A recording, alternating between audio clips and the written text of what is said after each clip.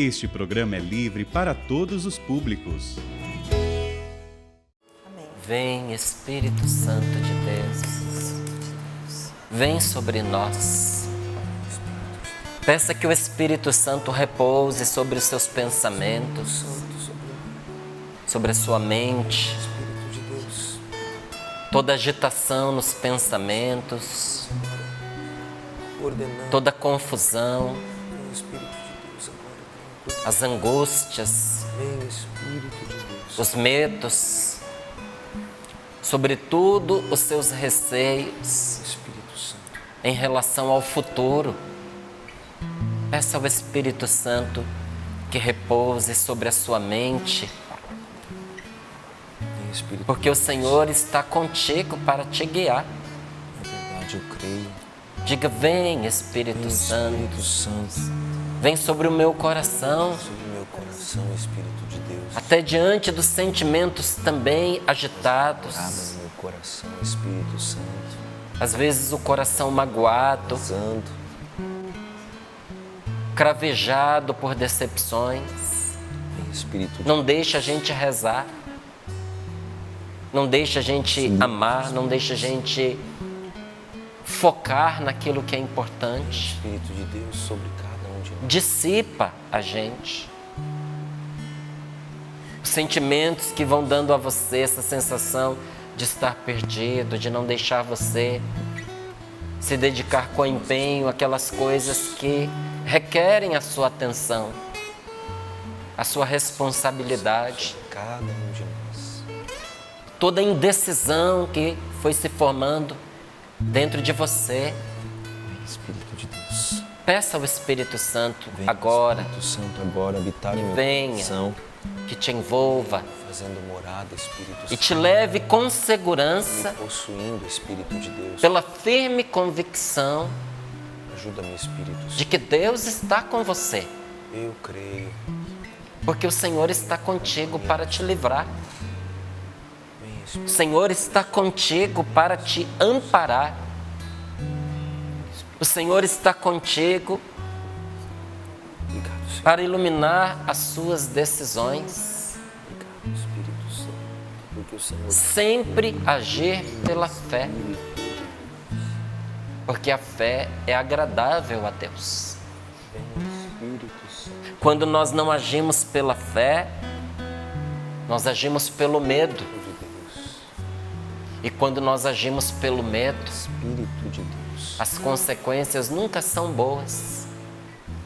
Vem, Sempre nos leva a cometer erros, a cometer equívocos. vem, Espírito. Então peça ao Senhor agora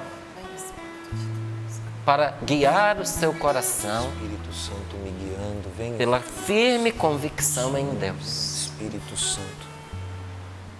Por vezes a responsabilidade cobra de você atitudes e você precisa responder, Espírito de Deus. mas sempre pela fé, nunca pelo medo, Espírito de Deus. porque o medo é um instrumento nas mãos de Satanás para pôr a perder os filhos de Deus. Porque onde está o medo, onde o medo impera, o amor não encontra espaço. Vem, Espírito de Deus. Onde o medo impera, já não se age pela fé. Quando a gente permite que o medo grite dentro de nós, nós já não conseguimos escutar a voz de Deus. Então diga: vem Espírito Santo Espírito Santo. sobre o meu coração. Vem sobre o meu coração agora, Espírito. Eu preciso que o Senhor repouse sobre mim. Vem, Espírito Santo. Habita. Repouse sobre todo o meu ser. Vem, Espírito. Repouse sobre o meu corpo. Vem, possui. Senhor, nós te pedimos agora, Divino Espírito Santo, em nome de Espírito Jesus, Santo. que repouse sobre esta pessoa que está nos acompanhando agora, tão ansiosa, que está até tremendo. Vem, Espírito. Você que está tremendo de ansiedade. Ajuda-me, Espírito. O Espírito Santo está visitando você nesse momento. e até levando você a respirar fundo, a pôr para fora essa angústia. Porque Deus está com você. Deus está comigo. Do que eu terei medo? Repita isso. O Senhor está comigo. Do que eu terei medo? Senhor, nós te pedimos, abençoa-nos, abre o nosso coração, abre o nosso ouvido para escutar a Tua palavra, porque a Tua palavra é luz para o nosso caminho. A Tua palavra é remédio para as nossas angústias, para as nossas tristezas, para a nossa ansiedade. A Tua palavra é força para a nossa fraqueza. Dá-nos, Senhor, a Tua palavra. E nós te pedimos, Senhor Jesus, que pela força da Tua palavra, Teu Santo Espírito chegue a todos os corações nesta manhã e nos batize verdadeiramente no Espírito Santo. Senhor, nós precisamos ser batizados no Espírito Santo, no fogo do Espírito Santo. Verdade, nós queremos. Derrama sobre nós, Senhor, Teu Santo Espírito, Derrama, Senhor Jesus. para que em tudo sejamos agradáveis a Ti. Hebreus capítulo 11, versículos do 6 ao 12. Assim nos diz a palavra de Deus. Ora, sem a fé é impossível agradar a Deus. Ou seja, sem a fé, a gente só faz o que não deve. Tudo que a gente faz sem fé desagrada a Deus, porque nos põe no caminho do erro. Sem fé é impossível agradar a Deus. Pois quem de Deus se aproxima deve crer que Ele existe e recompensa os que o procuram. Parece até que a palavra foi casada com esse conselho de Dom Bosco, não é isso? Parece. Deus não recompensa os resultados, mas o esforço. Deus não recompensa os resultados, porque os resultados não estão em suas mãos, mas recompensa o seu esforço, a sua dedicação. E aqui a palavra de Deus nos diz: dedicar no quê? Se esforçar no quê? Em procurar a Deus em tudo que você faz. Pois quem de Deus se aproxima deve crer que Ele existe e recompensa os que o buscam. Recompensa quem o busca, mesmo que a pessoa ainda acredite, pense que ainda não o encontrou. Deus o recompensa. Pela fé, Noé, avisado divinamente daquilo que ainda não se via, levou a sério o oráculo e construiu uma arca para salvar os de sua casa. Pela fé, ele condenou o mundo, tornando-se herdeiro da justiça que se obtém pela fé. Pela fé, ao ser chamado, Abraão obedeceu a ordem de partir para uma terra que devia receber como herança, e partiu sem saber para onde iria. Pela fé ele viveu como migrante na terra prometida, morando em tendas com Isaque e Jacó, os co-herdeiros da mesma promessa, pois esperava a cidade de sólidos alicerces, que tem Deus mesmo por arquiteto e construtor. Pela fé, embora Sara fosse estéril e ele mesmo já tivesse passado da idade, Abraão tornou-se capaz de ter descendência, porque considerou fidedigno o autor da promessa. E assim, de um só homem marcado pela morte, nasceu a multidão, comparável às estrelas do céu e inumerável como os grãos de areia na praia do mar. Palavra do Senhor. Graças a Graças a Deus. Deus. Graças a Deus. Ora, sem a fé é impossível agradar a Deus. Podemos fazer até coisas boas, mas quando falta fé, a gente faz coisas boas pelos motivos errados. Quando falta fé, nós passamos a acreditar nesta máxima mundana e diabólica, porque diabólico é tudo o que divide, é tudo o que destrói, é tudo o que desagrega o ser humano. E tem um ditado, um pensamento filosófico que ele é diabólico, que é o pensamento de que os fins justificam os meios. Então, para atingir um fim bom, eu posso fazer qualquer coisa. Quando uma pessoa não tem fé, é assim que ela age. Nosso Senhor Jesus Cristo nunca pegou esse caminho de que os fins justificam os meios. Pagou o preço do sangue derramado, o dele.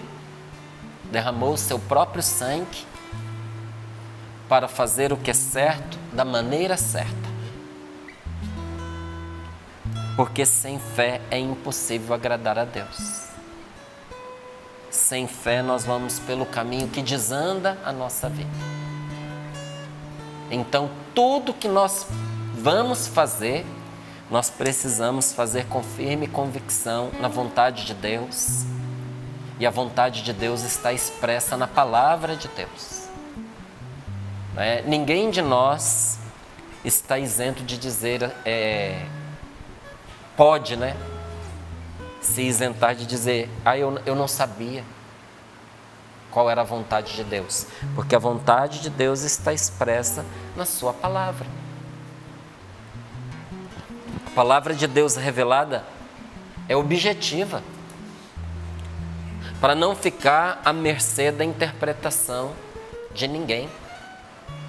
Não é tanto que para você ouvir, ler a palavra de Deus, você não pode tirar uma frase do contexto. Você precisa levar em consideração a totalidade da palavra de Deus, para não sujeitar o que Deus nos revelou à interpretação de uma pessoa. Para agradar a Deus, fazer tudo com convicção naquilo que o Senhor nos ensinou.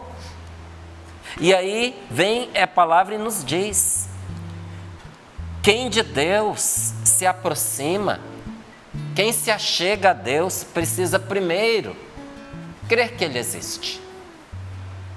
Como é que você vai recorrer a Deus se você não tem confiança na existência de Deus? E é uma confiança baseada no que você não vê. Porque a partir do momento em que você vê, deixa de ser fé. Fé é uma certeza posta naquilo que você ainda não viu. É confiança. Não é? A gente pode ter fé nas pessoas? Pode. Casamento é um ato de fé.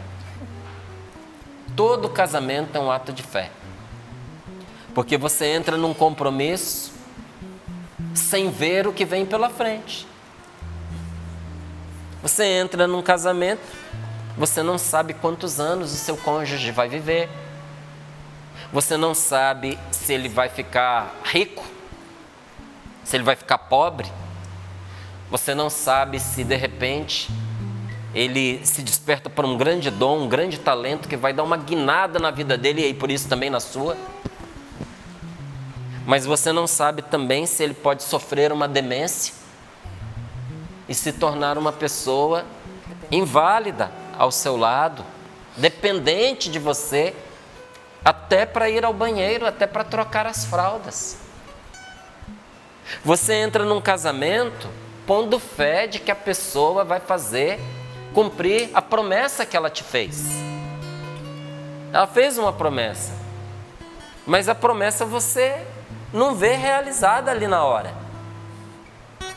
Você ingressa no relacionamento com confiança de que ela vai cumprir a palavra, de que vai te amar, de que vai te respeitar, de que vai estar ao seu lado todos os dias, na saúde, na doença, na alegria e na tristeza, na pobreza e na riqueza, até que a morte os separe. É ou não é um ato de confiança?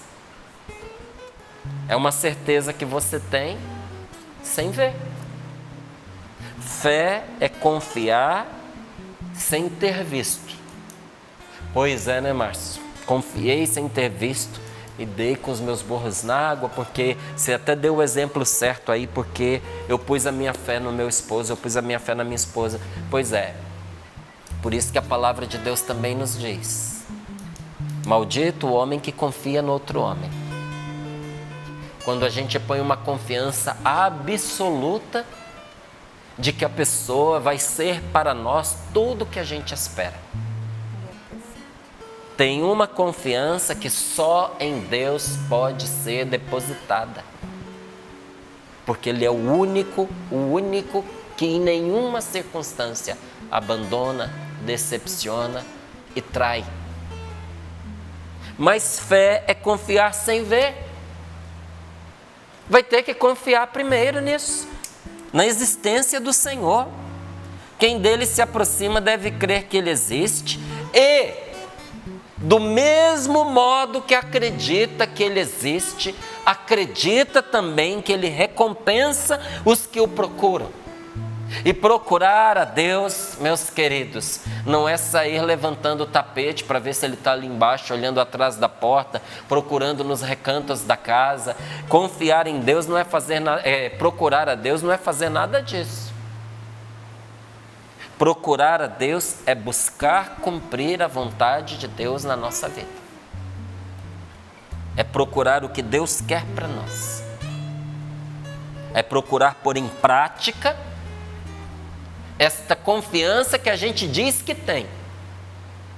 E olha o exemplo que a palavra de Deus traz para nós. Pela fé, Noé foi avisado divinamente daquilo que ainda não se via. De quantas situações perigosas, difíceis e dolorosas eu testemunho para você que Deus me livrou. Porque eu dei voz à palavra dele, porque eu ouvi a palavra de Deus. Esses dias um amigo meu até me passou uma mensagem dizendo, estava tudo marcado para eu sair numa viagem, e Márcio, eu senti que eu não deveria ir, desmarquei tudo e não vou. E a esposa dele compartilhava comigo essa experiência dele, e eu respondi dizendo, a minha experiência me ensinou que quando a gente tem esse insight, a gente deve obedecer. Eu faria a mesma coisa, eu não iria.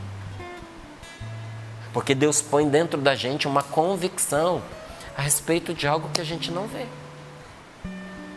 Só Deus um dia vai poder dizer para ele, não é? Se isso foi fruto da cabeça, do coração dele, ou se foi de verdade um livramento. Mas eu lhe digo, quando Deus põe dentro do meu coração uma firme convicção a respeito de algo que você não tem evidências, eu aprendi a obedecer. Noé foi avisado, não foi por visão. Noé não foi avisado por um anjo que apareceu para ele, se encarnou e disse, olha. E mesmo que tivesse feito, gente, quantas vezes Deus põe verdadeiros anjos no caminho da gente para nos avisar? Amigos preciosos para indicar o caminho e falta fé para a gente perceber que Deus está nos falando pela boca da pessoa e mesmo vindo de gente confiável, amiga, a gente não obedece. E lá na frente a gente recolhe os cacos porque o desastre é grande. Pela fé, foi pela fé que Deus avisou Noé. Noé, avisado divinamente daquilo que ainda não se via, levou a sério o oráculo e construiu uma arca para salvar os de sua casa. E olha, pela sua atitude. Noé condenou o mundo, tornando-se herdeiro da justiça que se obtém pela fé. Como é que nós condenamos as obras desse mundo? Vivendo na nossa vida o que a palavra de Deus nos testemunha que nós devemos viver. E eu lhe digo, é um escândalo para esse mundo. E às vezes, pessoas de bem são odiadas simplesmente por serem pessoas de bem. Porque o testemunho, por exemplo, de uma vida casta, de uma vida sem promiscuidade, de uma vida sem traições, sem adultério, irrita quem vive desse modo. Porque a boa obra vivida na nossa vida condena o mundo. Cruel, frio e sem amor. Você já viu que tem gente que tem ódio de quem dá esmola? Tem pessoas que, se pudesse, batiam em quem dá esmola. Tem gente que acha abominável uma pessoa tirar do que tem para repartir com a outra pessoa. Você sabe por quê? Primeiro, a inveja. Porque não quer que o outro seja beneficiado. Ou até pensa, se vai fazer, tem que fazer por mim e não pelo outro. Isso tem nome, isso se chama inveja. Esse é o primeiro motivo. E segundo, porque a boa atitude do outro mostra que eu não estou fazendo nada. Mostra o que eu deveria fazer e não estou fazendo. São as boas obras que nós vivemos que condena esse mundo pagão, vazio e sem fé, mais do que as nossas palavras, porque de palavras vazias este mundo está cheio, gente. Inclusive, a gente dizer uma coisa e fazer outra é um escândalo para esse mundo. É um escândalo quando eu digo que eu sou de Cristo, mas eu vivo como se não fosse. Quando eu vivo como se Cristo não existisse. Quando, além de eu não viver aquilo que a palavra de Deus me orienta para viver, me ilumina para viver, eu ainda defendo o contrário. Defendo o contrário. É um escândalo para as pessoas. Alguém olha e diz assim: você não é uma pessoa de Deus?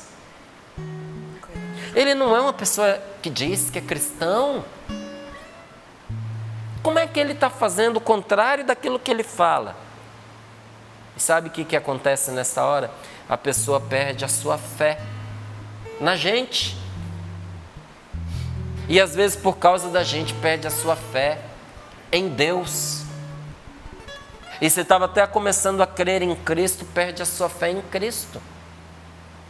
Então, quando você olha para esse mundo e diz assim: eu não concordo com o que esse mundo está vivendo, meu amigo, você tem todo o direito. Sabe o que você faz? Viva o que esse mundo não vive. Seja justo, seja bondoso, seja honesto, seja íntegro, seja casto. O que é castidade? Para aqueles que são solteiros, abster-se das relações sexuais. Por quê? Para não engravidar alguém, para não pegar uma doença venérea. Essas são as justificativas negativas. Não faço para não ter, ou não aí, não faço para não pegar uma doença, não faço para não pegar, para não ter uma gravidez indesejada. Tá, são justificativas concretas. Mas tem algo positivo na nossa castidade. Por que eu não faço isso?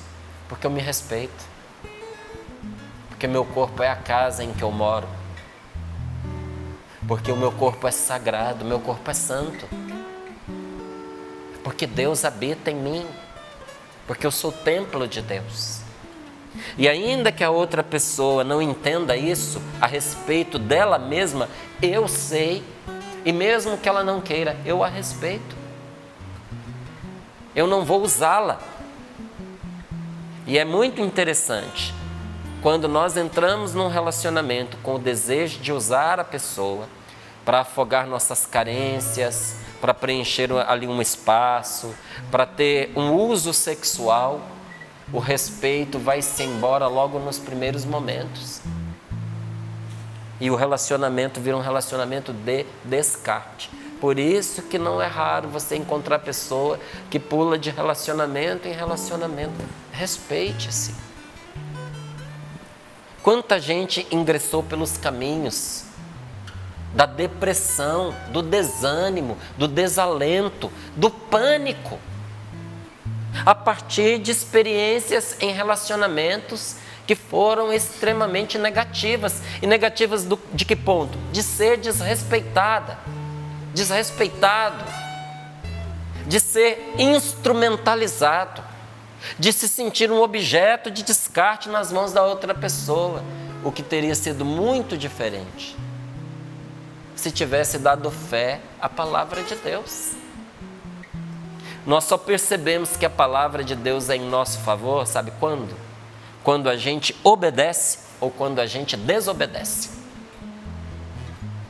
Quando você obedece, você colhe os frutos. E quando você desobedece, você colhe os cacos da sua vida, do seu coração, dos seus sentimentos. Ai, Márcio, mas a gente fica na dúvida, a gente fica pensando assim, a vida vai passando, será que eu não estou desperdiçando a minha vida? Pois é, será? Porque fé é confiar apesar de não ver, de não tocar, manipular essas certezas. Eu lhe digo que tudo que na minha vida eu vivi pela fé, em obediência à palavra de Deus, trouxe resultados maravilhosos para mim. Foi me modelando para ser uma pessoa muito melhor. Pode ser que quem olhe para mim diga assim, falta muito ainda para você. Eu tenho uma resposta. É que você não viu antes. Você não viu o que Deus já fez comigo e o que Deus já fez por mim. E as piores experiências da minha vida foram quando eu, sabendo o que eu devia fazer em Deus, resolvi fazer o contrário, porque eu tinha direito, porque a vida é minha, porque eu já faço tantas coisas boas, por que eu não posso me conceder ali, não é? Uma brechazinha, um espaçozinho, uma concessãozinha, ou concessõezinhas perigosas e miseráveis, que nos leva a experimentar a miséria na vida da gente. Pela fé, Noé salvou sua casa, salvou sua vida e condenou quem o condenava. Não condenou jogando praga, batendo nas pessoas, não. Ele foi com Deus e quem não quis ficou. Indo com Deus, ele se salvou e salvou sua família. E quem ficou, leia lá que você vai descobrir o que aconteceu com quem ficou para trás. Pela fé, ao ser chamado, olha só que interessante. Pela fé, ao ser chamado, versículo 8, Abraão obedeceu a ordem de partir para uma terra que devia receber como herança e partiu sem saber para onde iria. Não foi, de certo modo, esse o chamado que Deus fez para nós que entramos na Canção Nova? Meus queridos, eu estava com 18 anos de idade quando Deus me chamou para a Canção Nova. Estava bem, já morava fora de casa há uns 4 anos, tinha passado num concurso, tinha conquistado o meu espaço, tinha um futuro estável garantido, com estabilidade econômica. Eu já tinha ajeitado a minha vida. E de repente eu recebi esse chamado de Deus para eu entrar na Canção Nova, que eu te juro, eu não conhecia. Eu conheci a Canção Nova entrando nela. eu sabia que a Canção Nova existia. É diferente você saber que uma coisa existe, de você saber, de você conhecer. Para você ter ideia do quanto que eu conhecia a Canção Nova, que eu descobri que ela tinha uma rádio quando eu vim fazer o meu primeiro encontro de candidatos. Eu não sabia onde é que a Canção Nova tinha uma casa. Não sabia. Aí quando eu vim pela primeira vez para um encontro de candidatos na casa da Canção Nova em Queluz, que é uma casa pequenininha, até com a sua missão ali bastante particular, específica e condensada, reduzida. Eu achava que Cachoeira Paulista era tipo assim, uma filialzinha pequena lá da casa de Queluz. Eu não tinha ideia para onde eu estava vindo. Mas eu vim para a Canção Nova, com meu pai dizendo para eu não ver, com a minha mãe cheia de dúvidas, com amigos dizendo o quê? Você deixou o concurso que você estava para você entrar nessa Canção Nova. Perdi amigos. Perdi amigos. Amigos não, né? Porque quem te abandona por uma escolha como essa, nunca foi seu amigo. Mas pessoas que eu achava que eram amigos meus, eu não estou assim, enfeitando, tá? Aconteceu assim. A pessoa me perguntou para onde que eu estava vindo e quando eu comecei a explicar, ela riu no meu rosto, virou as costas e me deixou falando sozinho. E isso não aconteceu uma nem duas vezes. Como Abraão, a gente parte sem saber para onde vai. A única coisa que a gente sabe é que devemos confiar naquele que nos chamou. E não tem nenhum dia da minha vida que eu me arrependa de ter entrado na Canção Nova, apesar de todas as dificuldades que eu já enfrentei por causa dela e dentro dela, inclusive. Nunca me arrependi. Porque a gente só se arrepende quando a gente não sabe o que a gente veio fazer, por que a gente veio fazer e quem nos trouxe. Eu sei quem me trouxe. E assim é comigo e assim é contigo. Nas coisas que Deus chamou você. Só que olha, é a fé que nos leva a obedecer a Deus, indo para onde a gente não sabe. Porque se você for só para onde você sabe, a sua vida não vai sair do que aquilo que ela é. Para a sua vida mudar, você vai precisar ir com aquele que sabe por onde te leva. Porque se eu e você soubéssemos por onde nós andamos, nós seríamos satisfeitos da nossa vida e muitas vezes nós não somos. Porque aquilo que nós determinamos para nós mesmos não nos satisfaz. É medida rasa. Aquilo que você pode estabelecer como meta para você só está dentro do alcance dos seus limites. Ou seja, limitado. Você nunca vai ficar satisfeito com isso. Mas experimente fazer aquilo que São José Maria Escrivá dizia àqueles que estavam com ele: reze para que Deus te surpreenda. Foi até a palavra aqui, nesses dias no Sorrindo para a Vida. Reze para que Deus te surpreenda. Deus tem uma surpresa para você quando você o procura, quando você o busca, quando você reza.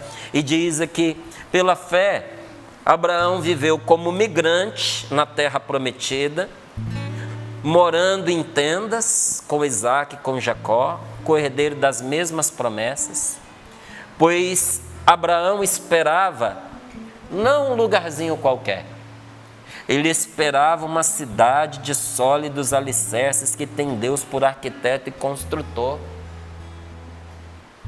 Ele não estava buscando repouso nessa vida.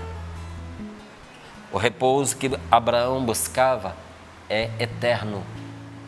Você está buscando o quê? Talvez a gente esteja que nem migrante, né?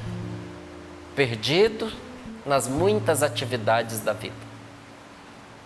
Porque hoje você não precisa morar em vários lugares para você migrar. Hoje a nossa capacidade de deslocamento faz da gente um cidadão do mundo. E isso te satisfaz? Eu quero o céu. Eu quero Deus. E nessa vida, aquilo que eu faço precisa me encaminhar para aquele que construiu para mim essa cidade de sólidos fundamentos, que é o próprio Senhor. E termina dizendo aqui, pela fé, embora Sara fosse estéril, e o próprio Abraão tivesse passado da idade, ele tornou-se capaz de ter descendência, porque considerou fidedigno o autor da promessa. Ou seja, fidedigno quer dizer digno de fé, aquele que prometeu. E assim, de um só homem já marcado pela morte, nasceu uma multidão comparável às estrelas do céu e inumerável como os grãos de areia do mar. Esses dias eu trouxe aqui no Sorrindo para a Vida um testemunho que eu recebi. Eu tinha terminado um momento de pregação e um casal se aproximou de mim. E eles compartilharam que se amavam, que se respeitavam, que eram felizes, muito felizes juntos, mas que eles não tinham filhos. E que o marido tinha problemas e por isso eles não conseguiam engravidar. Naquele momento, rezando, hoje eu posso dizer que foi Deus quem me deu a palavra, porque a árvore você conhece pelos frutos. Deus me deu uma palavra ali para eles naquele momento de oração. Eu olhei para aquela mulher e disse para ela: a próxima vez que nós nos encontrarmos, você estará grávida. E ela acreditou. E o marido acreditou. Apesar do que eu não sabia que determinava em contrário. Porque, por exemplo, eu não sabia que ele tinha passado por um tratamento de câncer que eu tinha levado à esterilidade. Ele era estéril. Porque o tratamento contra o câncer o esterilizou. Eu não sabia disso. E que bom até que não sabia. Mas fui fiel em dizer a palavra que Deus me dava para eles. E a palavra é: na próxima vez que nós nos encontrarmos, você estará grávida. Abraão tornou-se capaz de ter filhos porque considerou digno de fé aquele que prometeu. Esse casal entendeu que ali estava uma palavra de Deus para eles. Semana passada ou retrasada, ao vir para o Sorrindo para a Vida numa segunda-feira, ela estava ali me esperando para me dizer: você falou que a próxima vez que nós nos encontrássemos, eu estaria grávida. Estou com 8 semanas de gravidez. Eu, cujo marido era estéril. Meus queridos, a fé abre portas para nós que nada mais pode abrir. Mas não é a fé em qualquer coisa, nem a fé em qualquer pessoa, é a fé em Deus. Sem fé é impossível agradar a Deus. Mas pela fé Noé recebeu um aviso que o salvou.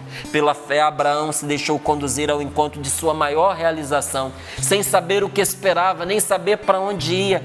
Deus lhe deu uma terra, mas ele não se apegou a essa terra. Você sabe por quê?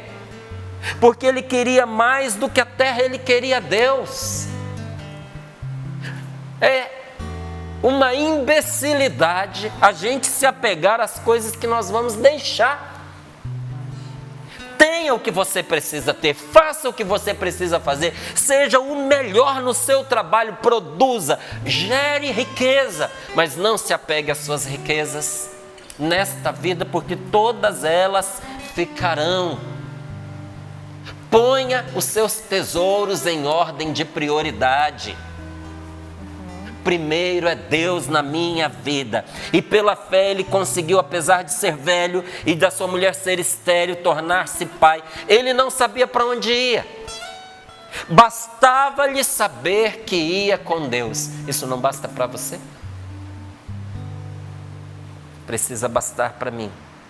Então não era tanto nas promessas que Abraão se apoiava, mas naquele que prometeu. Fidedigno o autor da promessa. Quem que era digno de fé? O autor da promessa. Então, por isso, na minha vida, eu aprendi que se eu compreendi mal até uma promessa de Deus na minha vida, e se eu percebi que o que eu estava esperando é equivocado, eu não me decepciono, não me angustio, porque eu sou capaz de me ajustar se eu percebo que aquilo é a vontade de Deus. Minha gente, se eu tiver certeza que é a vontade de Deus, eu vou com Ele, porque a vida já me mostrou que tudo que eu vou sem Ele não vale a pena para mim. Feche os seus olhos um pouquinho. Se ponha no lugar desse Abraão. Talvez você esteja vivendo desafios parecidos, mas como este homem, faça igual. Abraão não olhava para as dificuldades do que estava à sua frente, mas para o Rei eterno, imortal, invisível. O único Deus sábio que havia assumido o compromisso de dirigir o seu caminho e certamente seria fiel. Que fé! É a isso que Deus nos chama, a ter fé. Tenha fé em Deus. É isso que a tudo transforma. Só que a fé faz a diferença desde que ela seja obedecida. Você está disposto a obedecer a fé? A ir com Deus aonde Ele quiser te levar? Nós devemos nos contentar, sabe, como um bom soldado, que ao sair em missão, recebe ali um envelope fechado com as ordens, pondo a confiança não no que está no envelope, mas naquele que o comanda. Nós devemos estar prontos a levantar, a deixar tudo e seguir a Cristo, pela segurança que nós possuímos de que o máximo desta terra não se compara com o mínimo do céu. Então não basta nós partirmos com Deus para uma aventura de fé, é preciso pôr de lado os nossos mapas, pôr de lado a nossa maneira de fazer, pôr de lado essas seguranças falíveis da nossa vida, porque se você vai com Deus, se prepare para a sua presa, nada vai ser como você esperava, porque Deus não se prende a caminhos conhecidos. Repita comigo: Deus não se prende a caminhos conhecidos. Deus tem um caminho que eu não conheço. Ele vai me guiar por um caminho que eu jamais sonhei ver. E isso vai ser maravilhoso para mim. Deus não se guia pelo medo e quer que também nós não tenhamos medo de nada enquanto Ele estiver ao nosso lado. Senhor, eu creio e confio em Ti. É daí que vem a minha segurança. Eu creio e confio em Ti.